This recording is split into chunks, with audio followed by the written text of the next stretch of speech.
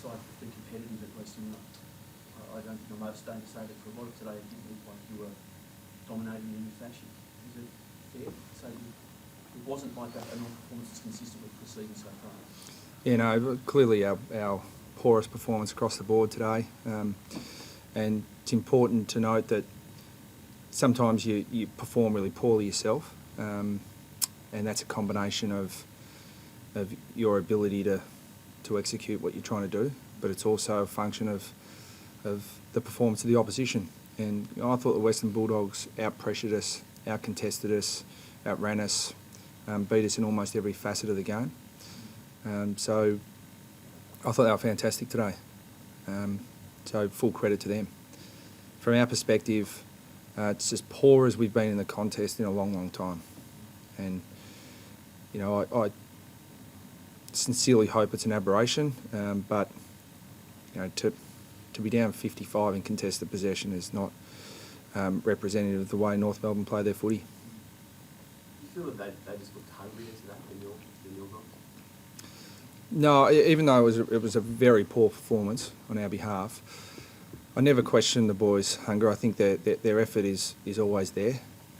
But in professional elite sport, it's, you know, you're talking minuscule differences in effort, in hunger, in willingness to get down and win the footy. And clearly, you know, they had the edge on us in that department today. So, you know, we were always... the outside footy public probably look at things in a very general fashion. You know, we tend to drill down more on specifics, and when you look at the quality of Boyd and Griffin, they were huge concerns for us before the first ball was bounced today.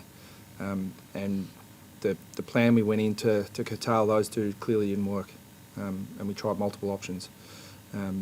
So, you know, they're top line quality inside midfielders, and you know, probably a lot is being left to Swallow and Zeeble at the moment. And you know, Zeeble's a 21-year-old kid, and you know, he's getting support from a Bastanak and Cunnington, and 21-year-old. So they'll get better. But I think we got a great lesson in clearance work, in contested footy by some top-line players. You mentioned their senior players. What do you think of your sort of senior guys, say Wells, Harvey, Petrie? Yeah, I thought Boomer worked as he, you know, Picken is a very good, you know, dour tagging player, and I thought, you know, Boomer really worked his way into the game. You can never question his effort. And I thought Picken did a pretty good job on him in the end. You know, Wells did a terrific job on Griffin in the second half. I mean, Griffin, I think he had 11 inside 50s in the first half. You know, and he had one in the second. So the change of matchup was better for us, but you know, again, it was. If you look at the contribution of our team, we had some pretty good contributors. You know, the bloke sitting next to me was fantastic, under pressure all night, but not an even enough spread across the board. Was some costly decision-making in the second quarter that led to goals that probably put a difference in? Do you think that they went back a little shallow after that, or did that play a role in sort of taking the ball from the line? Yeah, I think it did in terms of, you know, you look at the end result, and our skill level was really... I mean, we didn't execute what we were trying to do well at all today, and it really gets down to the fundamental basics of footy. You know, terrible decisions with the ball in our hands. But, again, what is intangible is how much the players just felt that implied pressure from, you know, from a fantastic performance from the Bulldogs players. Their ability to pressure us was around the ball was palpable. What options do you have in your coach's box for someone like Ryan Lake? Is the person playing on him, or the people giving the boys in? Yeah, well, I think Scotty just mentioned to me on the way in that, you know, it looked like at times we were kicking the ball to Brian Lake and not Drew Petrie. So it made it really hard for Drew, toiled away, but you know, we don't put the blame at the feet of Drew Petrie. We didn't help him at all. By the way you're speaking, you seem confident this is an aberration or not a sign of sort of deeper seated problems, I guess? No, it's not. Because it's so rare for our group, and it's not a, you know, I'll be worried if it continues, that's for sure. And we'll be, as we always do, but we'll be forensically examining this game to work out why. And the players who are not performing will go out because we've got players performing at VFL level. So, No, we'll examine it really closely and we'll identify the reasons and then we'll train it up, really strongly. And, we'll demand change because that performance is far from acceptable and, as a coaching group, we're not going to cop that. You've given up some of the momentum, particularly when you knocked over Geelong. It looked like you're on the cusp of doing something. You've sort of been in a holding pattern since and it was less than that, mate.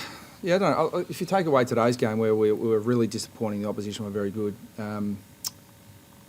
Sydney in Sydney, West Coast in Perth, they're tough games and we were in those games with a chance to win. So, I don't think they were terrible performances, but they're not up to the level that we expect. And we're not, we've got to get better. But what the previous games in Perth and in Sydney showed us is just the gap that exists between us, and we got some lessons. Today we got, particularly from Boyd and Griffin, we got real lessons in how to win the ball in a contest, how to win clearances under pressure.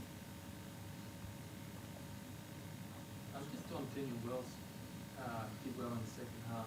He looked disinterested in the first half. He was causing goals through turnovers. There was an incident on the boundary there where he failed to go for it and then he just tapped it out of the end.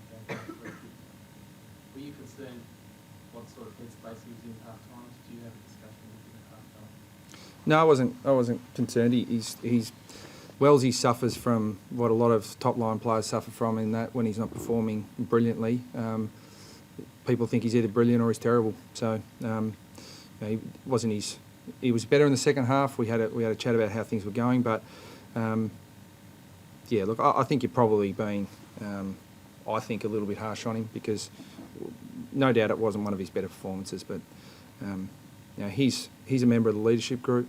He is demanding a lot from the playing group, and when you do that, you've got to hold up your end of the bargain individually. So he's his harshest critic. So he'll bounce back.